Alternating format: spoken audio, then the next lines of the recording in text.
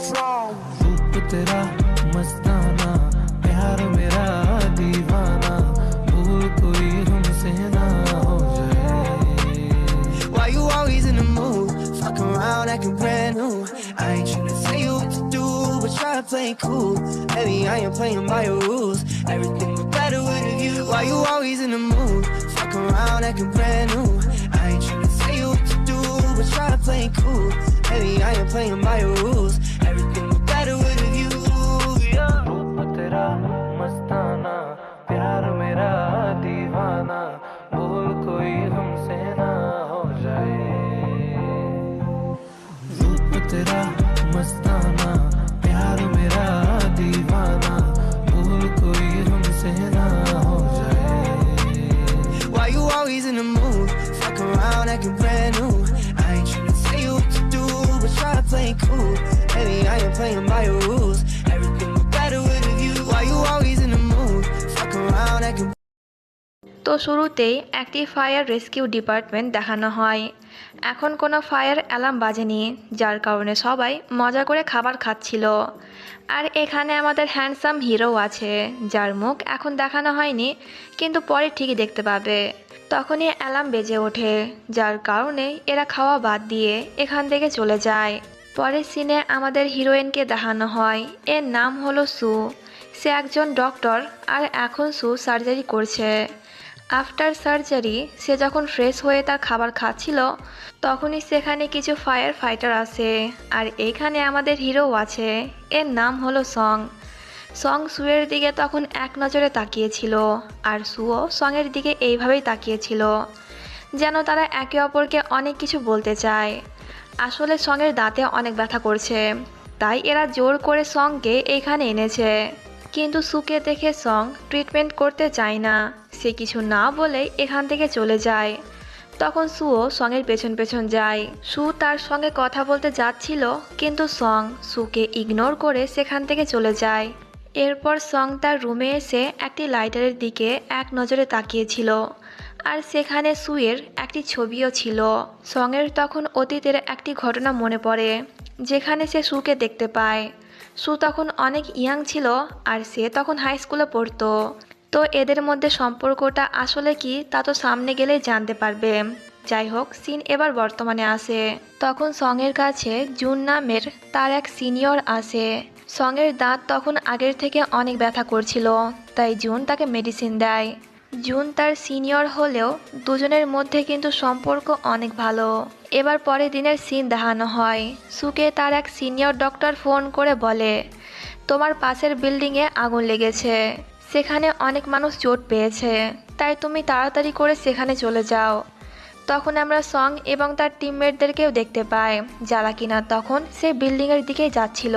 কিন্তু মাঝ রাস্তাতে একটি গাড়ি থাকায় এরা আর এগোতে পারছিল না, আর সেখানে গাড়ির মালিকও ছিল না, তাই তারা বাধ্য হয়ে গাড়িটিকে উল্টিয়ে সেখান থেকে চলে যায়। বিল্ডিংয়ের কাছে এসে সং তখন সুকে দেখতে পায়, যে কিনা বিল্ডিংয়ের ভেতরে যাচ্ছিল। তখন সু তাকে আটকায়, কারণ ভেতরের অবস্থা এখন অনেক খারাপ। দুজনে আবারও একে অপরকে দেখে কিছুটা অবাক হয়। সং তার সময় আর নষ্ট না করে বিল্ডিংয়ের ভেতরে চলে যায়। তখন একের পর এক বিল্ডিংয়ে ব্লাস্ট হচ্ছিল, যা দেখে সু অনেক ঘাবড়ে যায়। সংকে নিয়ে তার অনেক চিন্তা হয়। একে একে সবাইকে উদ্ধার করা হয়ে যায়।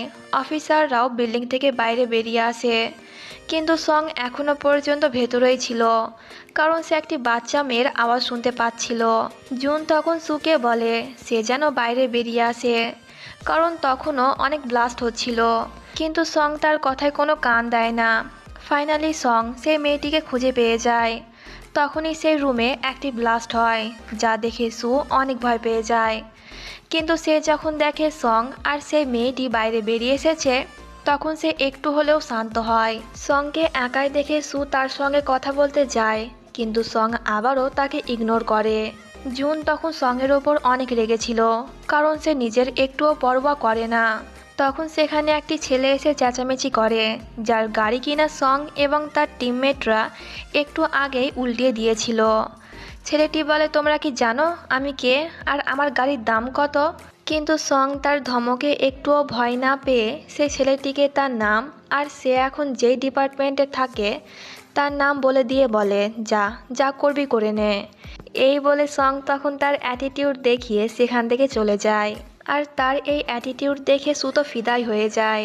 তখন সিন আবারও ফ্ল্যাশব্যাকে নিয়ে যাওয়া হয়। সং যেই হাই স্কুলে পড়তো একদিন সেই হাই স্কুলে সু অ্যাডমিশন নেয়। আর প্রথম দেখাতেই সং তার ওপর ক্রাশ খেয়ে যায়। এখন যেমন সং একটু চুপচাপ আর রাগী টাইপের ছেলে, তখন কিন্তু সে এরকম ছিল না।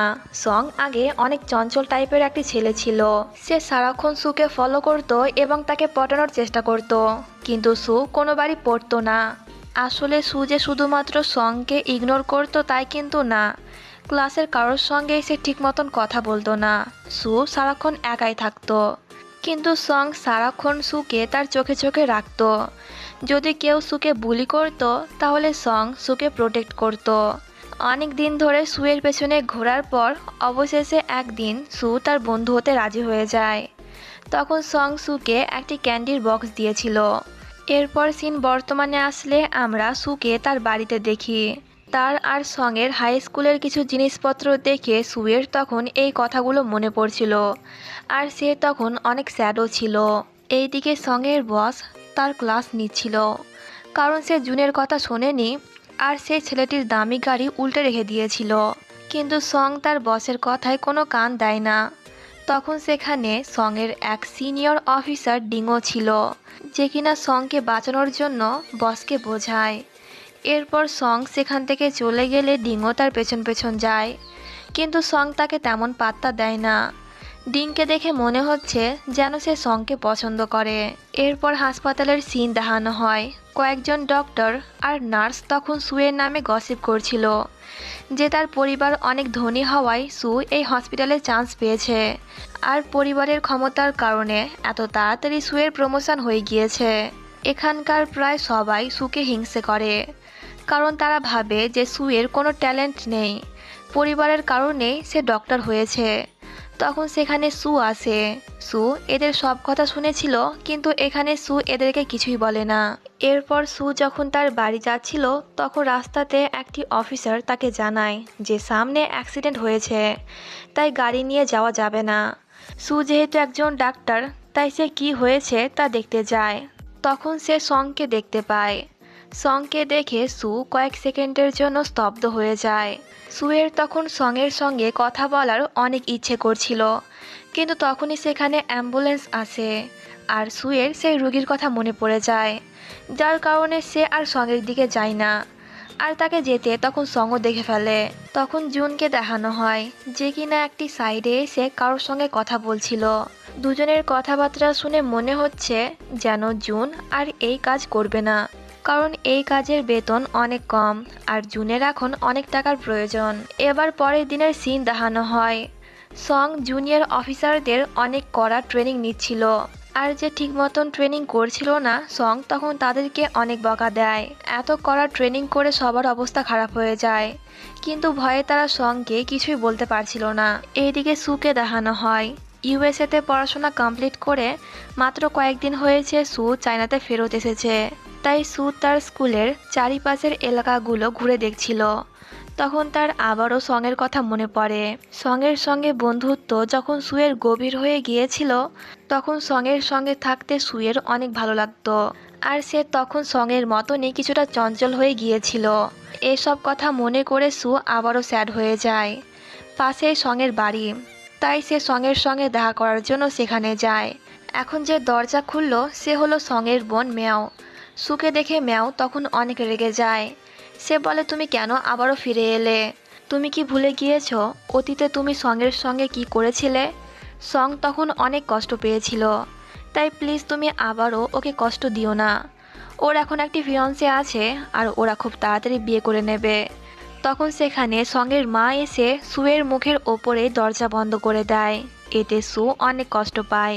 আসলে মিয়াও মিথ্যে কথা বলেছে, সঙের কোনো ফিয়ন্সে নেই, সে এখনো সিঙ্গেল আছে। মেয়াও চায় না যে সু আবারও সঙের জীবনে আসুক, তাই সে এমনটা করেছে। এবার হাসপাতালের সিন দেখানো হয়। সুয়ের কাছে একটি রোগী আছে যার কিনা হাতে সামান্য চোট পেয়েছিল। সু যখনই সেই মহিলাটির ট্রিটমেন্ট করতে যাচ্ছিল তখনই সেখানে একটি ফায়ার ফাইটার আসে যার কিনা হাত তখন অনেক বেশি কেটে গিয়েছিল। তাই সু সেই মহিলাটিকে অপেক্ষা করতে বলে আগে সে অফিসারের চেক আপ করতে যায়। এতে মহিলাটির হাজব্যান্ড তখন সুয়ের ওপর অনেক রেগে যায়। সে সুকে মারতে যাচ্ছিল কিন্তু তখনই সং এসে তার হাত ধরে ফেলে। এটা দেখে সু কিছুটা অবাক হয়। এরপর সু যখন সেই অফিসারের চেক আপ করছিল তখন বাইরে সং অন্য একটি অফিসারকে বকা দিচ্ছিল, এই বলে যে লোকটি সে ডাক্তারটিকে মারতে যাচ্ছিল। তোরা হাঁ করে কি দেখছিলিস? ওকে আটকাতে পারিসনি? যদি ও সেই ডক্টরকে মেরে দিত তাহলে কি হতো? এটা শুনে অফিসারটি তো অবাক হয়ে যায়, কারণ এই প্রথমবার সং কোনো মেয়েকে নিয়ে এত চিন্তা করছে। আর তারও বুঝতে বাকি থাকে না যে দুজনের মধ্যে কিছু না কিছু তো চলছে।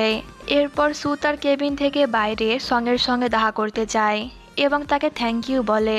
এতে সং তখন ভাব দেখিয়ে বলে, আমি তোমার জন্য কিছুই করিনি। অফিসারটির তোমার দরকার ছিল তাই আমি লোকটিকে আটকেছিলাম আর কি। কিন্তু এখানে সু ঠিকই বোঝা যায় যে তাকে নিয়ে সঙের চিন্তা হচ্ছিল। তাই সু এখন সংকে তার সঙ্গে কফি খাওয়ার জন্য ইনভাইট করে। সং তখন আবারও ভাব দেখিয়ে বলে, আমার সঙ্গে কফি খাওয়ার জন্য অনেক মেয়ে লম্বা লাইনে অপেক্ষা করছে, তাই যখন তোমার পালা আসবে তখন আমি তোমাকে জানিয়ে দেব। এই বলে সং তখন সেখান থেকে চলে যায়। তখন আবারও অতীতের একটি সিন দেখানো হয়।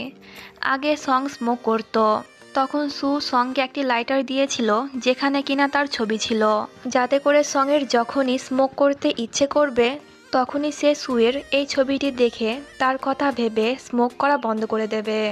এরপর সিন বর্তমানে আসে। সু তার ভাই চ্যানের সঙ্গে তাদের আসল বাড়িতে আসে। সুকে দেখে মনে হচ্ছে যেন তার এখানে আসতে একটুও মন করছিল না। তার মা আসলে অনেক স্ট্রিক্ট। সু আর চ্যান এখন অনেক বড় হয়ে গিয়েছে, কিন্তু এখনও তার মা তাদেরকে কন্ট্রোল করে।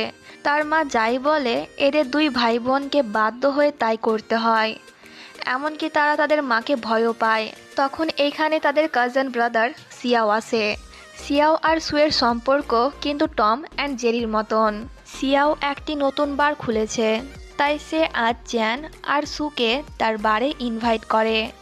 এইদিকে সংকে দেখানো হয় সে তখন হন্যি হয়ে ডাস্টবিনের মধ্যে তার লাইটারটি খুঁজছিল। তখন সেখানে জুন এসে বলে 10 বছর হয়ে গেল, কিন্তু তুই এখনও ওই মেয়েকে ভুলতে পারছিস না। ওর দেওয়া লাইটার তুই যত্ন করে রেখেছিস। সং তখন জুনকে বলে, আমরা আলাদা হয়েছি কারণ আমাদের স্ট্যাটাস আলাদা, আর আমার মনে হয় না যে আমি সুয়ের যোগ্য হব। এই 10 বছরে আমি অনেক পরিশ্রম করেছি আর নাম্বার 1 হওয়ার চেষ্টা করেছি, কিন্তু দুজনের মধ্যে স্ট্যাটাস গ্যাপ এতটাই বেশি যে আমার মনে হয় না যে আমি ওর যোগ্য হতে পারবো। এইদিকে চ্যান সুকে বেশ কয়েকটি ছেলের ছবি দেখিয়ে বলে, এদের মধ্যে কাউকে পছন্দ করে নে, আর আশা করছি যে তুই এখন সঙ্গে ভুলে গিয়েছিস আর এরা সঙ্গের থেকে অনেক বেশি বেটার। এটা শুনে সু অনেকটা আপসেট হয়ে যায়। পরের সিনে সু আর চ্যান সিয়াওয়ের বাড়ি আসে। সেখানে একটি ওয়েটার ভুলবশত চ্যানের ওপরে ড্রিঙ্ক ফেলে দেয়, কিন্তু চ্যান সেই মেয়েটির ওপরে একটুও রাগ করে না। তাকে দেখে চ্যানের অনেক মায়া হচ্ছিল তখন। আর এইদিকে সু, যে কিনা তখন সঙের কথাই ভাবছিল। একবার স্কুলে পড়ার সময় সং সুকে নিয়ে বারে এসেছিল আর সেখানে তারা দুজনে অনেক বেশি মজা করেছিল। সু তখন নিজেকে আর সামলাতে না পেরে সেখান থেকে বেরিয়ে যায় সঙের সঙ্গে দেখা করার জন্য। রেস্কিউ ডিপার্টমেন্টে এসে সু একটি বডিগার্ডকে বলে, আমি সঙের সঙ্গে দেখা করতে চাই। এতে গার্ডটি তখন সংকে ফোন করে সব বলে। সে যখন জানতে পারে যে সু তার সঙ্গে দেখা করতে এসেছে তখন সে বাহানা দেয় যে আমি এখন হোস্টেলে নেই। কিন্তু সু ঠিকই সংকে দেখে ফেলে যে কিনা সামনের গ্রাউন্ডে ছিল। সু বুঝতে পেরে যায় যে সং তার সঙ্গে দেখা করতে চায় না, তাই সে আর সঙের সঙ্গে কথা না বলে সেখান থেকে চলে যায়। জুন তখন সংকে বলে, মেয়েটি এত রাতে তোর সঙ্গে দেখা করতে এলো, যা একটিবার ওর সঙ্গে কথা বলে আয়। কিন্তু না, সং তার সঙ্গে দেখা করতে যায় না। পরের দিন থেকে সঙের হলিডে পড়ে যায়, তাই সে তার আসল বাড়িতে আসে। তখন সঙের মা তাকে বলে, তোর সঙ্গে দেখা করার জন্য এখানে সু এসেছিল, তুই কি এখনও ওকে নিয়ে কোনো রকম ফিলিং রাখিস? এতে সং বলে, না, এখন আমি ওকে ঘৃণা করি। তখন সিন ফ্ল্যাশব্যাকে নিয়ে যাওয়া হয়। একবার সং সুকে নিয়ে তার বাড়িতে এসেছিল। সু সারাক্ষণ তার বাড়িতে বন্দি হয়ে থাকতো, কিন্তু আজকে এই খোলামেলা পরিবেশ দেখে সুয়ের মুড অনেক ভালো হয়ে যায়। তখন সুয়ের মা তার সঙ্গে অনেক ভালো আচরণ করেছিল, আর সু তখন বলেছিল, আমি সারা জীবন এরকমভাবেই এই ছোট্ট বাড়িতে থাকতে চাই। কিন্তু একদিন সু সঙের কাছ থেকে ব্রেকআপ করে নেয়। সে বলে, আমি শুধুমাত্র তোমার সঙ্গে টাইম পাস করছিলাম। এটা শুনে সং অবাক হয়। সে বিশ্বাস করতে পারছে না যে সু তাকে এই কথাটি বলেছে। তখন আমরা গাড়িতে সুয়ের মাকে দেখতে পাই। সুয়ের মা যেভাবে সুকে কন্ট্রোল করে তা দেখে মনে হচ্ছে হয়তো তার মাই তাকে এসব বলতে বাধ্য করেছে। সু তখন সঙ্গে আরও বলে, তোমার সঙ্গে আমি ওই ছোট্ট বাড়িতে থাকতে পারবো না, ওইখানে আমার দম বন্ধ হয়ে আসে। কথাগুলো শুনে সং অনেক কষ্ট পায়। সু তখন সেখান থেকে চলে যায়, আর সং তার পেছন পেছন দৌড়ায় তাকে আটকানোর জন্য। সুয়ের মন তো করছিল এখনই সঙের কাছে চলে যাওয়ার, কিন্তু তার মায়ের জন্য সুয়ের কাছে কান্না করা ছাড়া আর কোনো উপায় ছিল না। ব্রেকআপের পর সং একদিন লুকিয়ে লুকিয়ে সুয়ের বাড়ি গিয়েছিল এবং সেখানে সুয়ের জন্য একটি মেসেজ লিখে রেখেছিল যে আমি তোমার জন্য পার্কে অপেক্ষা করব। সং তখন অনেকক্ষণ ধরে সুয়ের জন্য অপেক্ষা করছিল, কিন্তু সু তার সঙ্গে দেখা করতে আসেনি। এতে বেচারা সং তখন অনেক কষ্ট পেয়েছিল। যাই হোক, সিন বর্তমানে আসে। শহরে মুষলধারায় বৃষ্টি নেমেছে, যার কারণে বন্যার সৃষ্টি হয়েছে। তাই সঙ্গে তার ছুটি বাদ দিয়ে আবারও রেস্কিউ ডিপার্টমেন্টে ফিরে আসতে হয়। এইদিকে সু যখন এই বৃষ্টির মধ্যে হাসপাতালে যাচ্ছিল, তখন তার একটি ছোটোখাটো অ্যাক্সিডেন্ট হয়ে যায়। গাড়িটি একটি খাদের মধ্যে আটকা পড়ে যায়, আর আস্তে আস্তে গাড়ির ভেতরে পানি ঢুকতে থাকে। আর তখন গাড়ির দরজা জানলা কিছুই খুলছিল না। সু ইমার্জেন্সি নাম্বারে ফোন করে। আস্তে আস্তে গাড়ির মধ্যে পানি অনেক বেশি ঢুকে যায়। সু তখন অনেক ভয় পেয়ে গিয়েছিল। তখন সে সামনে কিছু লোকদেরকে দেখতে পায়, আর এইখানে সঙও ছিল। সংকে দেখে সু তখন একটু হলেও শান্ত হয়। সং তখন অনেক কষ্টে সুয়ের গাড়িটিকে খাদ থেকে বার করে এবং জানালা ভেঙে সুকে গাড়ি থেকে বার করে নেয়। সু তখন সংকে জড়িয়ে ধরে জিজ্ঞাসা করে, তুমি কি জানতে গাড়ির ভেতরে আমি আটকা পড়েছিলাম? এতে সং তখন রুড হয়ে বলে, না, জানতাম না, কিন্তু যদি তোমার বদলে একটি কুকুর থাকতো তাহলেও আমি ওকে এইভাবে বাঁচাতাম। সং তখন সুকে একটু বকা দিয়ে বলে, এই ভারী বৃষ্টির মধ্যে তুমি কি বাড়িতে থাকতে পারো না? এতে সু বলে, না, কারণ আমারও কাজ তোমার মতন, মানুষদের জীবন বাঁচানো। এটা শুনে সং সেখান থেকে চলে যায়, আর সু এক নজরে তার দিকেই তাকিয়ে থাকে। এরপর সু বাড়িতে ফিরে এসে সঙের দেওয়া সেই জ্যাকেটটি শুকনো করে তার কাছে রেখে দেয়। এখন বৃষ্টি আগের থেকে অনেক কমে গিয়েছে, তাই সং আবারও তার বাড়িতে ফিরে আসে। সঙের বাবা আর মায়ের কথাবার্তা শুনে আমরা জানতে পারি সং তাদের আসল ছেলে না। সঙের আসল বাবা মারা গিয়েছিল, আর সঙের মা তাকে ছেড়ে চলে গিয়েছিল, যার কারণে এরা সঙ্গে অ্যাডপ্ট করেছিল।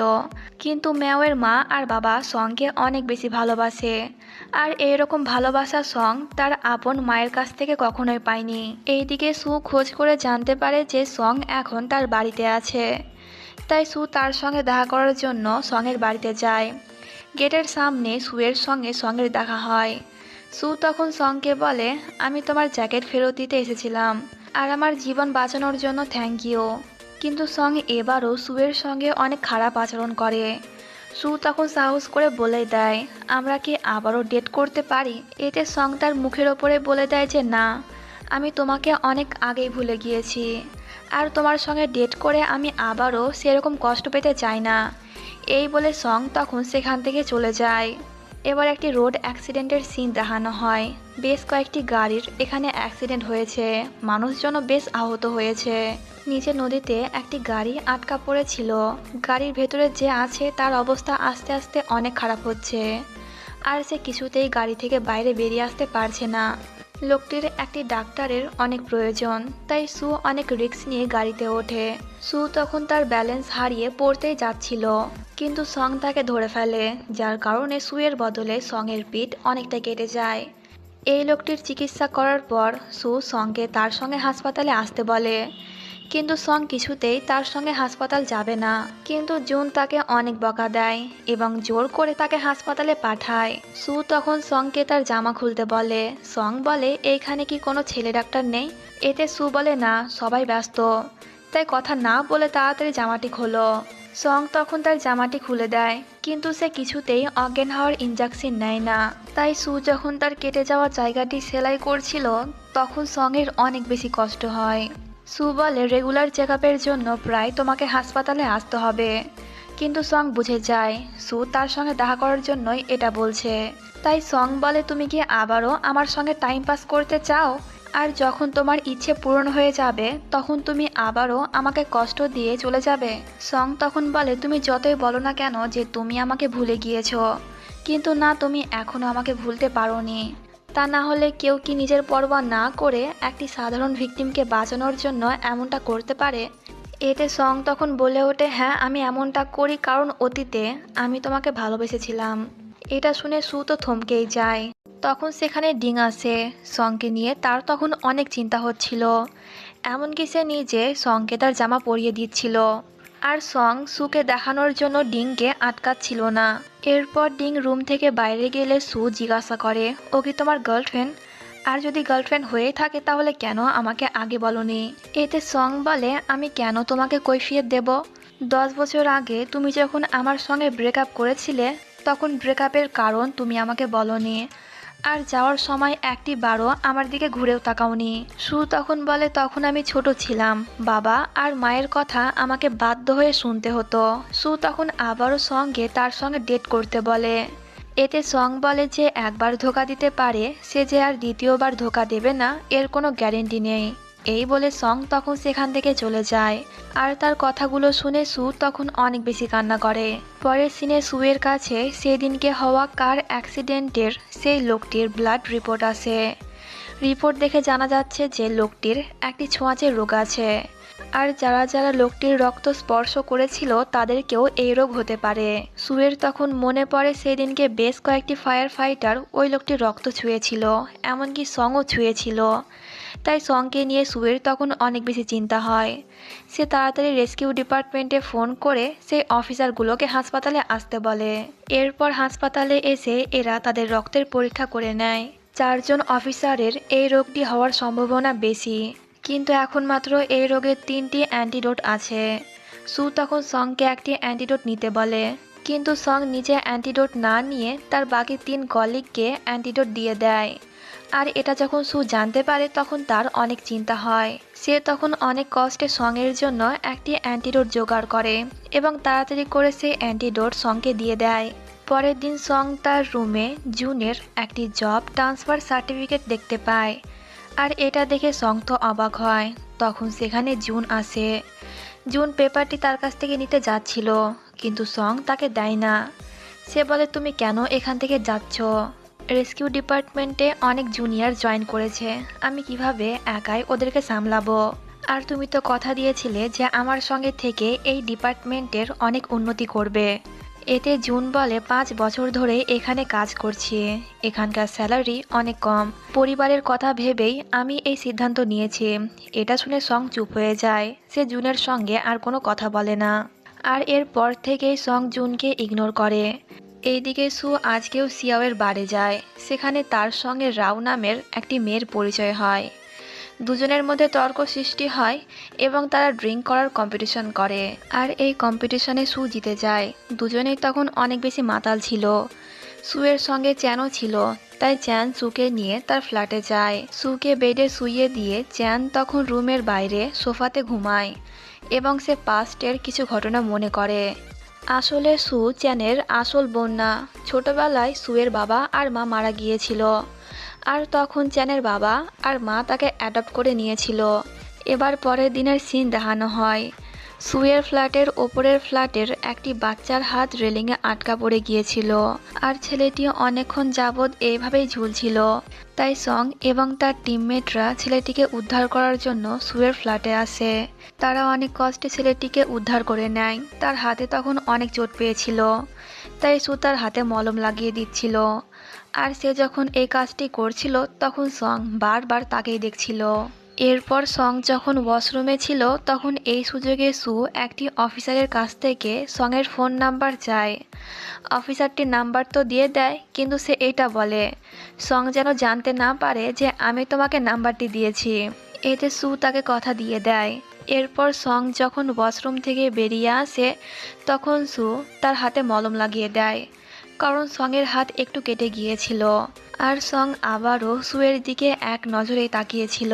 সু তার জন্য চাও বানায়, কিন্তু এবার সং তার সঙ্গে একটুও রুড হয়ে কথা বলে না। সে চুপচাপ চা খেয়ে এখান থেকে চলে যায়। রাতের বেলায় সু সঙের প্রোফাইল দেখে অনেক খুশি হচ্ছিল। এবার পরের দিনের সিন দেখানো হয়। রেস্কিউ ডিপার্টমেন্টে একটি ছেলে সংকে বলে যে তোমার সঙ্গে দেখা করার জন্য একটি মেয়ে এসেছে। এতে সং বাইরে গেলে একটি কলিগ তখন বলে সে ডক্টর সু সঙের সঙ্গে দেখা করতে এসেছে। এটা শুনে সবাই তো সঙের পেছনে দৌড় দেয়, কিন্তু বাইরে এসে সুকে দেখে সং কিছুটা অবাক হয়। সু বলে সেদিনকে ওই বাচ্চাকে বাঁচানোর জন্য আমি তোমাদেরকে আমার ঘর ইউজ করতে দিয়েছিলাম, কিন্তু তুমি একটিবারও আমাকে থ্যাংক ইউ জানাওনি। তাই আমি চাই আজকে তুমি আমার সঙ্গে লাঞ্চ করো। কিন্তু সং তার মুখের ওপরে না বলে দেয়। দূর থেকে এরা সবই দেখছিল, কিন্তু কিছু শুনতে পারছিল না। সু তখন বলে তাহলে কফি খেতে চলো। এতে সং একটু ভেবে বলে ঠিক আছে। এটা শুনে সু তো অনেক খুশি হয়ে যায়। এরপর সু বাড়িতে এসে অনেক তৈরি হয়ে সঙের সঙ্গে দেখা করতে যায়। সং সুকে নিয়ে যেই ক্যাফেতে আসে এই ক্যাফেটি দেখে সং কিছুটা অবাক হয়। তখন সিন আবারও ফ্ল্যাশব্যাকে নিয়ে যাওয়া হয়। হাই স্কুলে পড়ার সময় সং আর সু প্রায় সময়ই এখানে আসতো। সু আজকেও সেই খাবারগুলো অর্ডার করে যেই খাবারগুলো 10 বছর আগে তারা অর্ডার করত। সু সঙের সঙ্গে থাকার জন্য অনেক আস্তে আস্তে খাবার খাচ্ছিল। এমনকি মাঝে মাঝে সে সঙ্গে সিডিউস করার চেষ্টা করছিল। আর এতে সং সিডিউস হয়েও যায়, কিন্তু সে তার ফিলিংকে কন্ট্রোল করে সুকে বকা দিয়ে বলে তাড়াতাড়ি খেতে পারছো না। এটা শুনে সু তখন তাড়াতাড়ি করে খাবার খেতে থাকে। তখন ম্যাও সংকে ফোন করে এখনই পুলিশ স্টেশন আসতে বলে।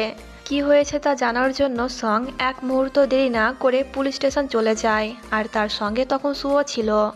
আসলে সং কিছু ইল্লিগাল জিনিসপত্র বিক্রি করছিল, যা সে নিজেই জানতো না যে এগুলো ইল্লিগাল। তাই তাকে পুলিশ ধরে এনেছে।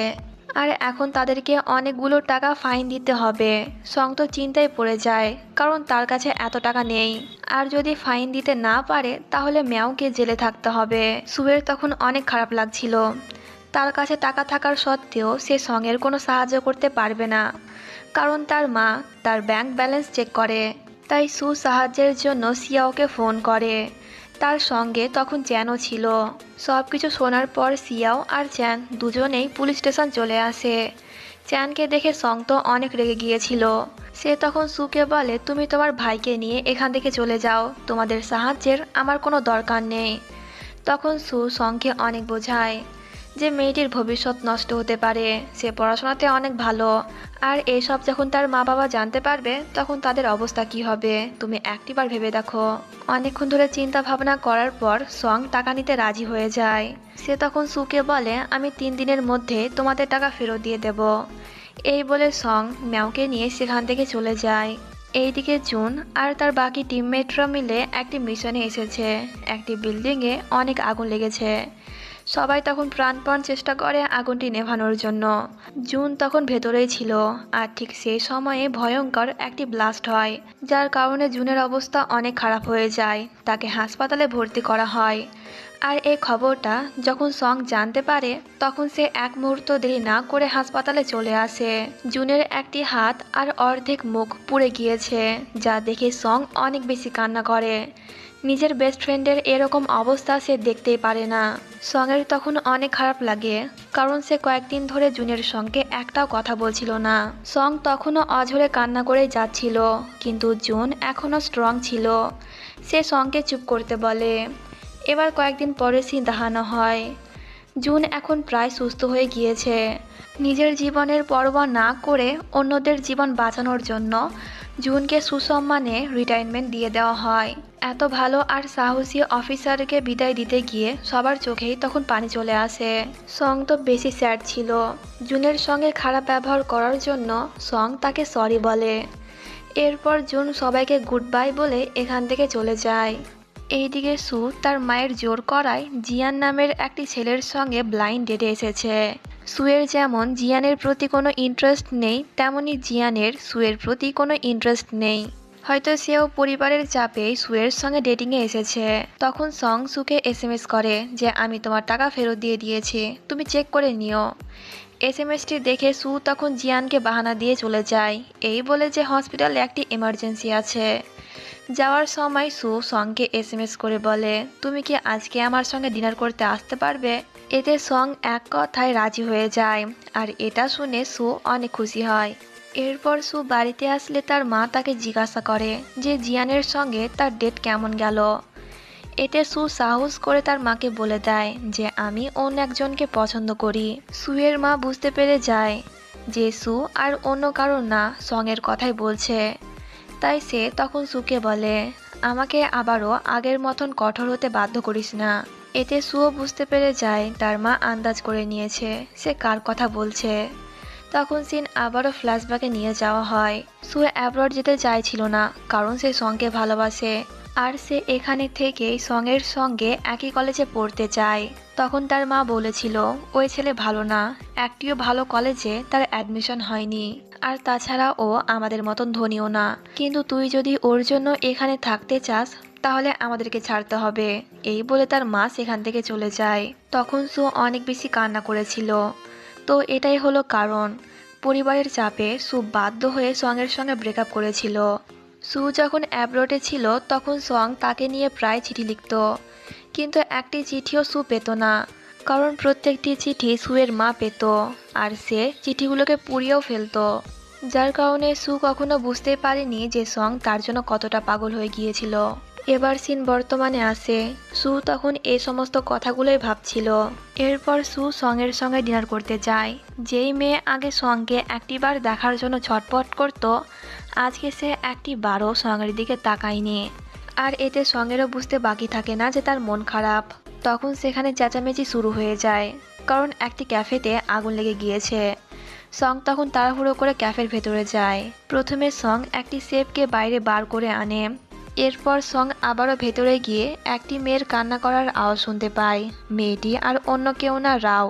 সং তখন হিরোর মতন রাওকে কোলে তুলে নিয়ে সেখান থেকে বাইরে নিয়ে আসে। আর এত হ্যান্ডসাম ছেলেকে দেখে রাও তো ক্রাশ খেয়ে যায়। এখান থেকে যাওয়ার সময় সে সুকে জিজ্ঞাসা করে তুই কি ওই ছেলেকে চিনিস। এতে সু বলে হ্যাঁ চিনি, কিন্তু সু এটা বলে না যে সে ছেলেটিকে পছন্দ করে। রাও বলে তোর কাছে কি ওর ফোন নাম্বার আছে, প্লিজ দে না, ও দেখতে সেই লেভেলের হ্যান্ডসাম।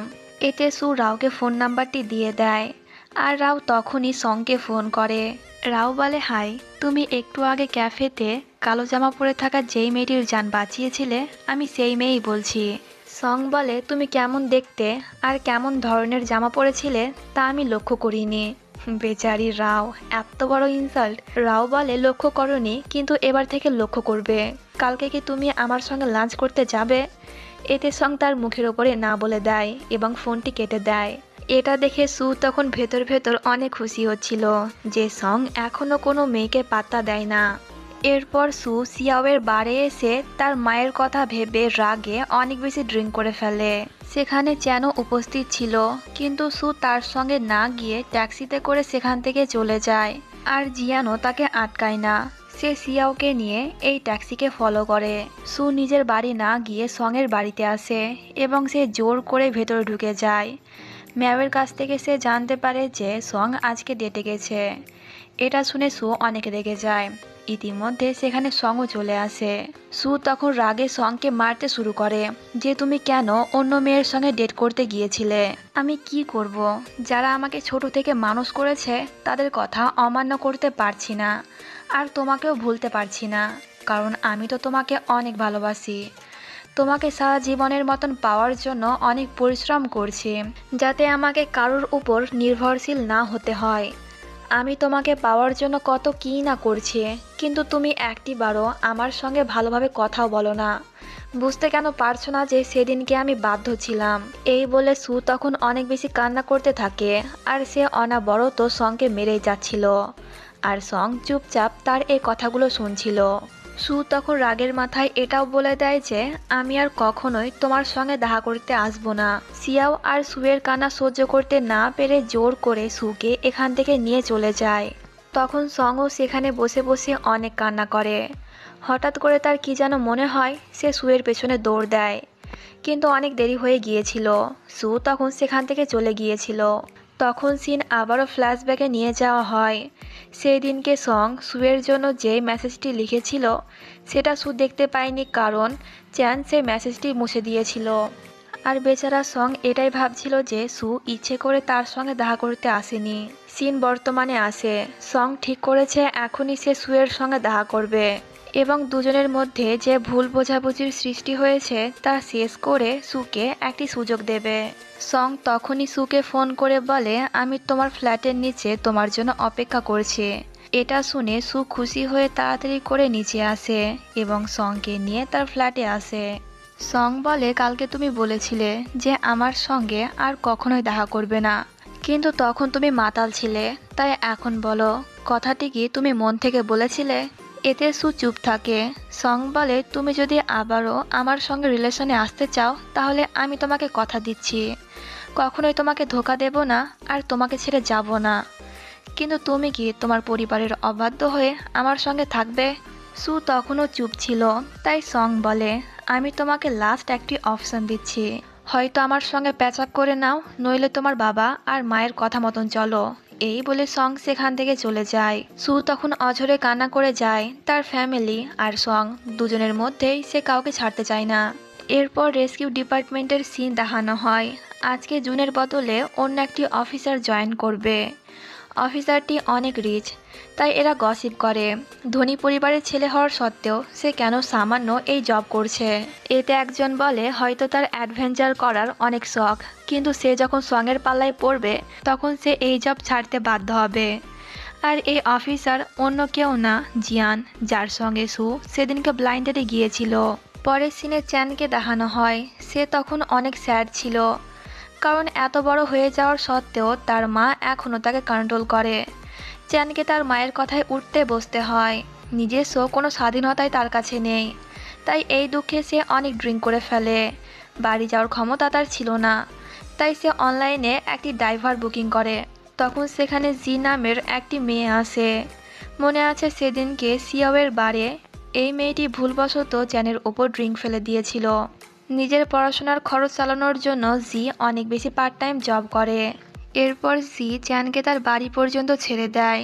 চ্যান তখন জিকে কিছু টাকা বেশি দেয়, এই বলে যে বাড়ি যাওয়ার সময় একটি ট্যাক্সি নিয়ে নেবে, কিন্তু জি তা নেয় না।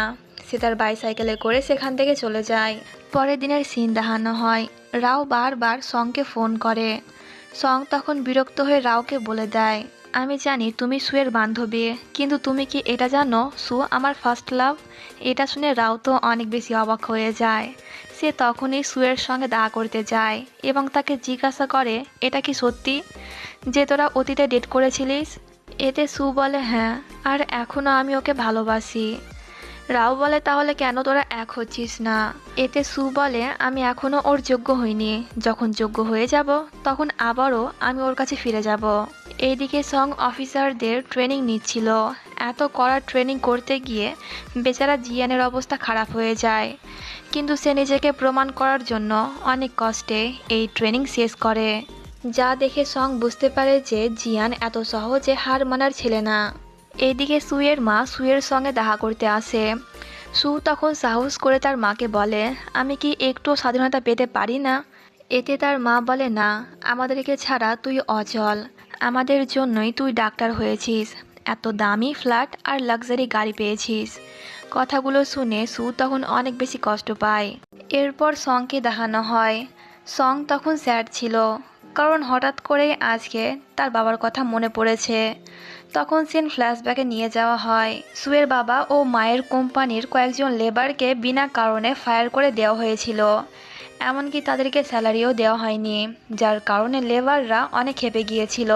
সঙের বাবা এখানকার সুপারভাইজার ছিল, তার চাকরি যায়নি, কিন্তু এই অসহায় লেবারদের টাকা ফেরত দেওয়ার জন্য সঙের বাবা তখন মামলা করে, যার কারণে এদের একটু লস হয়। তখন সুয়ের মা সঙের বাবার উপর অনেক রেগেছিল। সুয়ের বাবা লেবারদেরকে টাকা দিয়ে এই ঝামেলা মিটমাট করতে চাইছিল, কিন্তু সুয়ের মা তার একটিও কথা শোনে না।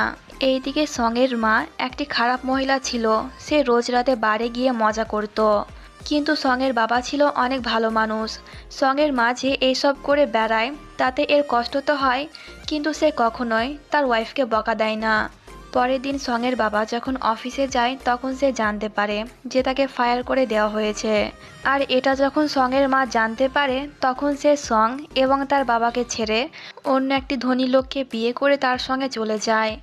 সং তখন তার মাকে আটকানোর অনেক চেষ্টা করে, কিন্তু সে একটিবারও পেছন ফিরে তাকায় না। একে তো চাকরি, তার উপর থেকে ওয়াইফও তাকে ছেড়ে চলে গেল, যার কারণে সঙের বাবা অনেক ডিপ্রেশনে পড়ে যায়। অতিরিক্ত ড্রিঙ্ক করার ফলে সে অসুস্থ হয়ে পড়ে। তখন এই ছোট্ট সঙই তার বাবার দেখাশোনা করত। কিন্তু একদিন অতিরিক্ত ড্রিঙ্ক করার কারণে সঙের বাবা রাস্তাতে পড়েছিল। তখন অনেক বরফ পড়ছিল, যার কারণে সঙের বাবার শরীর ঠান্ডা হয়ে যায় আর সে তখনই মারা যায়। এবার কয়েকদিন পরে সিন দেখানো হয়, সং তার মায়ের সঙ্গে দেখা করতে গিয়ে দেখে তার মায়ের নতুন হাজব্যান্ডের ছেলে তার সঙ্গে একটু ভালো আচরণ করছে না, কিন্তু তবুও সঙের মা সে ছেলেকে আপন করার চেষ্টা করছে। এটা দেখে সং অনেক কষ্ট হয়, কারণ তার মা কখনোই তার এরকমভাবে আদর যত্ন করেনি যেমনটা এই ছেলের করছে। এছাড়া তার মায়ের নতুন হাজবেন্ডও তার সঙ্গে ভালো আচরণ করতো না, কিন্তু শুধুমাত্র টাকার জন্যই তার মা চুপচাপ থাকতো। এবার সিন বর্তমানে আসে। আজকে এদের মিশন হলো একটি মৌমাছির চাক ভাঙার। এক জুনিয়র অফিসার তখন অনেক এক্সাইটেড ছিল, কারণ এটা তার প্রথম মিশন। সে এক অফিসারকে বলে, আমার ভিডিও করো, আমি মাকে এটা দেখাবো। সে অনেক ভালোভাবে মৌমাছির চাকটি ভেঙে দেয়, কিন্তু ভিডিও করার চক্করে সে ভুলেই গেছে যে পেছনে আরেকটি মৌমাছির চাক আছে। ব্যাস, মৌমাছিগুলো তখন ক্ষেপে যায় এবং এর ওপর অ্যাটাক করে। বেচারা পড়তেই যাচ্ছিল, কিন্তু সং একে ধরে ফেলে, আর এই সুযোগে মৌমাছিগুলো সঙের উপর অ্যাটাক করে। মৌমাছিগুলো বেচারা সংকে এতটাই কামড় দিয়েছে যে বাকি অফিসারগুলো সঙ্গে কোলে করে নিয়ে হাসপাতালে নিয়ে আসে। আর মৌমাছিগুলো এমন জায়গায় কামড় দিয়েছে, বেচারা সং তো তখন অনেক লজ্জা পাচ্ছিল। সু তখন সংকে তার প্যান্ট খুলতে বলে। এটা শুনে সং তো অবাক হয়ে যায়। সে বলে, তুমি প্লিজ একটি ছেলে ডাক্তারকে ডাকো। সু বলে, তুমি আমার কাছে একটি পেশেন্ট মাত্র, তাই নিজের ভালো চাইলে এখনই খোলো। বেচারা সংকে তখন বাধ্য হয়ে সুয়ের কাছ থেকে ট্রিটমেন্ট নিতে হয়। এরপর সং যখন রেস্কিউ ডিপার্টমেন্টে যাচ্ছিল তখন রাস্তাতে তার সঙ্গে ডিংয়ের দেখা হয়। সেও রেস্কিউ ডিপার্টমেন্টে যাচ্ছিল, তাই সংও তার সঙ্গে চলে যায়। ট্রাফিক সিগন্যালের জন্য এরা যখন গাড়ি থামায় তখন সেখানে সু আগে থেকেই ছিল। সংকে দেখে সু খুশি হয়, কিন্তু সে যখন ডিংকে সঙের সঙ্গে দেখে তখন সে কিছুটা স্যাড হয়ে যায়, আর এটা সংও লক্ষ্য করে। ডিং তখন সুকে খারাপ মেয়ে বলে যে তুমি গরিব ছিলে তাই ও তোমাকে ছেড়ে চলে গিয়েছিল, কিন্তু কেন তুমি ওকে ভুলে গিয়ে অন্য কারোর সঙ্গে ডেট করতে পারছো না। এতে সঙের রাগ হয়। সে বলে, তোমার অবস্থাও আমার মতন, আমি যাকে পছন্দ করি তাকে আমি কখনোই পাবো না, আর তুমি যে আমাকে পছন্দ করো আমি কোনোদিনই তোমার হব না। এই কথাটা শুনে ডিং তো চুপ হয়ে যায়। এরপর রেস্কিউ ডিপার্টমেন্টের একটি মিটিংয়ের সিন দেখানো হয়। কিছু কিছু মিশনে ভিকটিমদেরকে বাঁচানোর সত্ত্বেও প্রপার ট্রিটমেন্টের কারণে তারা মারা যায়, তাই এরা ঠিক করে এখন থেকে এরা সবাই মেডিকেল ট্রেনিংও নেবে। এর জন্য সু যে হাসপাতালে কাজ করে সেই হাসপাতালের সঙ্গে এই রেস্কিউ ডিপার্টমেন্ট কোল্যাব করতে চায়। এই নিয়ে তারা হাসপাতালে মিটিং করতে চায়, আর চিফও এতে রাজি হয়ে যায়। আর এটা যখন সু জানতে পারে তখন তো সে অনেক এক্সাইটেড হয়ে যায়।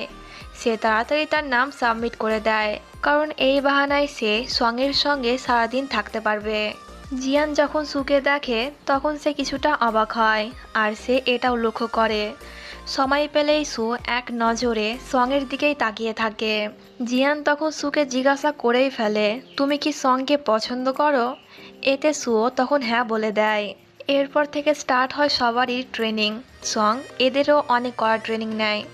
সু তখন অনেক বেশি ক্লান্ত হয়ে পড়ে, তাই সং তাকে বকা দিয়ে বলে, তুমি কেন এখানে এলে?